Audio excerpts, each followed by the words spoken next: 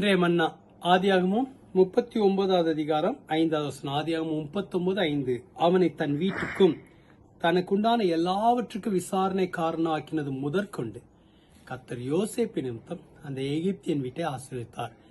வீட்டிலும் வெளியிலும் அவனுக்கு உண்டானவைகள் எல்லாவற்றிலும் கர்த்தருடைய ஆசீர்வாதம் இருந்தது.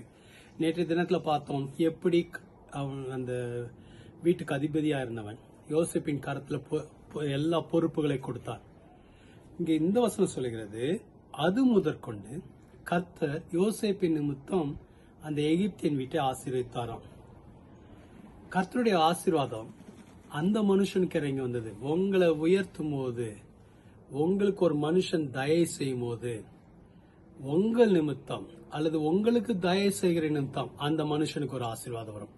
அந்த மனுஷனுடைய குடும்பத்துக்கு ஆசீர்வாதம் வரும். அந்த மனுஷனுடைய வேலைக்கு ஒரு ஆசீர்வாதம் வரும். ஆகவே உங்கள் மூலமாக அந்த மனுஷன் ஆசீர்வதிக்கப்படுவான். யார் உங்களுக்கு தயை செய்யறாங்களோ, யார் உங்களுக்கு ஒரு நன்மை செய்யறாங்களோ, உங்கள் நிமித்தம் கர்த்தர் உங்களை ஆசீர்வதிப்பார். ஏனென்றால் கர்த்தரால் நீங்கள் ஆசீர்வதிக்கப்பட்டவர்கள், கர்த்தருடைய பிரசன்னத்தை உடையவர்கள், கர்த்தருடைய தயவை பெற்றவர்கள். உங்களுடைய வாழ்க்கை அநேகருக்கு ஆசீர்வாதமாக இருக்கும். ஜெபிப்போமா? எங்களை அதிகமாய் நேசிக்கிற எங்கள் நல்ல ஆண்டவரே, இந்த நல்ல வேலையில உங்களுடைய பிள்ளைகளை ஆசீர்வதியும், பலப்படுத்தும், உற்சாகப்படுத்தும். ஆண்டவரே, நீர் தயை செய்கிற தேவன், தயை செய்வீராக. ஒவ்வொருவருக்கும் தயை செய்வீராக. அது மாத்திரம் அல்ல, இவர்கள் நிமித்தம் மற்றவர்களை ஆசீர்வதிப்பீராக. யோசேப்பின் நிமித்தம் நீங்க போத்திபாரை ஆசீர்வதித்தீங்க.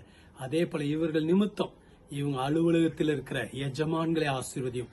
இவர்கள் நிமித்தம் இவர்களுக்கு நன்மை செய்யறவங்களை ஆசீர்வதியும். இவங்களை ஆசீர்வாதத்தின் பாத்திரமாய் வைத்திருக்கிறதுக்காக நன்றி. இவங்களை உற்சாகப்படுத்த, பலப்படுத்த ஆசீர்வதி. இயேசுவின் மூலம் ஜெபிக்கிறோம் பிதாவே, ஆமென். கர்த்தர் உங்களை ஆசீர்வதிப்பார். ஆமென்.